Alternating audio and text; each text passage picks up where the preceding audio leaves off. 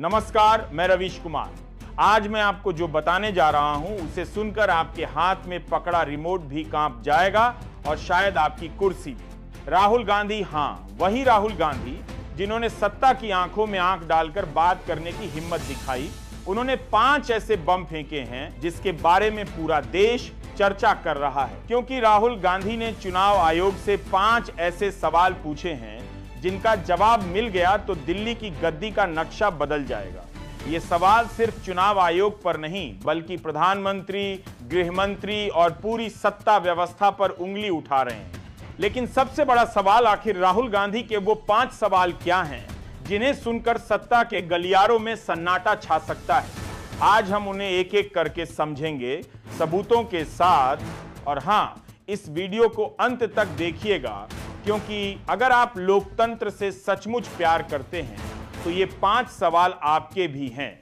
अगर आप हमारे चैनल पर पहली बार आए हैं तो डीडी टीवी इंडियन को सब्सक्राइब करें, वीडियो को लाइक करें और कमेंट में बताएं कि आप कहां से देख रहे हैं। टीवी की दुनिया छोड़कर मैं यहां आया हूं क्योंकि वहां बोलने की आजादी छीन ली गई थी। यहां मैं खुलकर कह सकता हूं और आज मैं वही करने जा रहा हूं। राहुल गांधी ने 5 ऐसे सवाल पूछे हैं जिनके जवाब मिल गए तो मोदी का सिंहासन हिलेगा, अमित शाह का किला ढहेगा, राजनाथ सिंह की कुर्सी खाली होगी और बीजेपी के 100 से ज्यादा विधायक इतिहास के कूड़ेदान में फेंके जाएंगे। ये सिर्फ सवाल नहीं है, ये 5 बम हैं। अगर फट गए तो दिल्ली की गद्दी का नक्शा बदल जाएगा। और हाँ, अगर सत्ता चुप रही तो ये चुप्पी खुद ही सबसे बड़ा गुनाह बन जाएगी।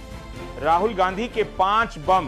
पहला बम, विपक्ष को पूरी डिजिटल और मशीन रीडेबल वोटर लिस्ट क्यों नहीं दी जा रही? क्या उसमें वो सच है जिसे जनता देख ले तो आपकी सत्ता की बुनियाद हिल जाए? दूसरा बम, मतदान केंद्रों के सीसीटीवी फुटेज और वीडियो सबूत क्यों मिटाए जा रहे हैं? किसका नाम छुपाना है, चोर का या उसके आका का? तीसरा बम, वोटर लिस्ट में लाखों फर्जी नाम और गायब असली वोटरों का जिम्मेदार कौन? क्या यह चुनाव था या सत्ता की लिखी हुई स्क्रिप्ट का आखिरी एक्ट? चौथा बम, विपक्षी उम्मीदवारों और कार्यकर्ताओं को धमकाने का आदेश किसने दिया? क्या डर इतना बढ़ गया है कि अब वोट भी पुलिसिया रौब में डलवाने पड़ रहे हैं? पांचवा बम, चुनाव आयोग। जवाब दीजिए, क्या आप भारत के लोकतंत्र के रक्षक हैं या बीजेपी के चुनाव प्रबंधन विभाग के कर्मचारी? तो अब आइए परत दर परत उस सच को खोलते हैं जो इन 5 सवालों के भीतर छिपा है। ये सिर्फ सवाल नहीं बल्कि ऐसे तीर हैं जो सीधे सत्ता के सीने में धंसते हैं। और अब एक एक करके हम आपको दिखाएंगे हर सवाल के पीछे की कहानी, हर सवाल में छिपा सबूत और वो राज्य जिसे छुपाने के लिए पूरी ताकत लगाई जा रही। पहला सवाल, विपक्ष को digital machine readable voter list क्यों नहीं दी जा रही? क्या छिपाना चाहते हैं? मशीन रीडेबल वोटर लिस्ट का मतलब है कि डेटा सॉफ्टवेयर में डालकर फर्जी वोट की पहचान आसानी से हो सकती है। कांग्रेस ने इसे मांगते हुए कहा कि बीजेपी के कब्जे वाले राज्यों में लिस्ट में हेरफेर की गई है। चुनाव आयोग ने जवाब में कहा कानून इसकी इजाजत नहीं देता और सुप्रीम कोर्ट ने भी पहले यह मांग ठुकरा दी थी। मतलब ईसी ये लिस्ट इसलिए नहीं दे रहा क्योंकि उसमें खुलासा हो सकता है कि कितने मृतक या फर्जी नामों से वोट डाले गए। दूसरा सवाल, सीसीटीवी फुटेज और वीडियो सबूत क्यों मिटाए जा रहे हैं? किसके आदेश पर? हर पोलिंग बूथ पर सीसीटीवी कैमरा होना जरूरी है, लेकिन राहुल का आरोप है कि कई जगह फुटेज गायब कर दिए गए। ईसीआई का कहना है देश भर के लाखों घंटे की फुटेज को रखना असंभव है, इसलिए कुछ दिन बाद डिलीट कर दी जाती है। लेकिन सवाल यह है, अगर चुनाव निष्पक्ष हैं तो सबूत मिटाने की इतनी जल्दी क्यों? तीसरा सवाल, वोटर लिस्ट में गड़बड़ी और फर्जी वोटिंग की जांच क्यों नहीं हो रही? राहुल ने दावा किया कि कई जगह एक ही नाम 2-2, 3-3 बार अलग अलग बूथ पर है। इंडिपेंडेंट रिपोर्ट्स में भी पाया गया कि कुछ राज्यों में डुप्लीकेट वोटर आईडी के मामले सामने आए हैं। ईसीआई कहता है यह काम राज्य चुनाव कार्यालय का है, लेकिन असल में यही जिम्मेदारी उनका भी है। चौथा सवाल, विपक्षी नेताओं को धमकाया और डराया क्यों जा रहा है? कांग्रेस और कई विपक्षी नेताओं का आरोप है कि ईडी, सीबीआई और इनकम टैक्स का इस्तेमाल चुनाव के दौरान विपक्ष को डराने के लिए किया गया। चुनाव आयोग इस पर चुप है, कहता है कि यह लॉ एंड ऑर्डर का मामला है, ईसीआई का नहीं। लेकिन लोकतंत्र में डर के माहौल में वोटिंग करवाना खुद में चुनावी अपराध है। पांचवा सवाल, क्या चुनाव आयोग अब बीजेपी का एजेंट बन गया है? एनटी, ये सबसे सीधा और खतरनाक सवाल है। राहुल गांधी ने कहा कि ईसीआई पूरी तरह बीजेपी के इशारों पर चल रहा है और चुनावों में रेफरी की जगह खिलाड़ी बन गया है।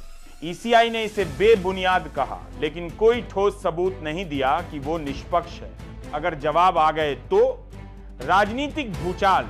अब सोचिए, अगर इन पांचों सवालों के जवाब ईमानदारी से दे दिए गए, कितने बूथों पर सीसीटीवी फुटेज में फर्जी वोटिंग पकड़ी जाएगी, कितने एमएलए का चुनाव रद्द हो जाएगा।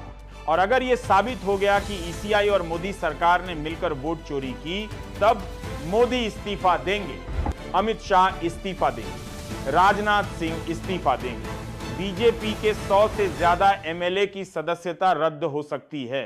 नरेंद्र मोदी जी, आप रोज कहते हैं कि आपके पास 56 इंच का सीना है, लेकिन लोकतंत्र में असली ताकत सीने में नहीं, जवाब में होती है। अगर राहुल गांधी गलत हैं तो सीसीटीवी फुटेज दिखाइए, मशीन रीडेबल लिस्ट दीजिए और कहिए लो भाई देख लो, सब साफ है। लेकिन आप चुप हैं और आपकी चुप्पी आपके खिलाफ सबसे बड़ा सबूत बन रही है। अमित शाह जी, आप कहते हैं कि देश में कानून का राज है, तो फिर डर किस बात का है?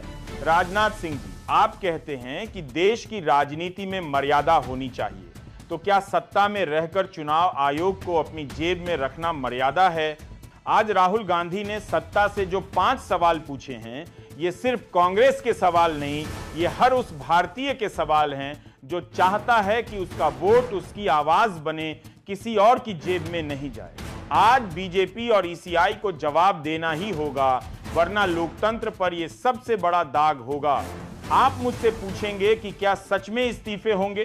क्या सच में 100 विधायक फर्जी साबित होंगे?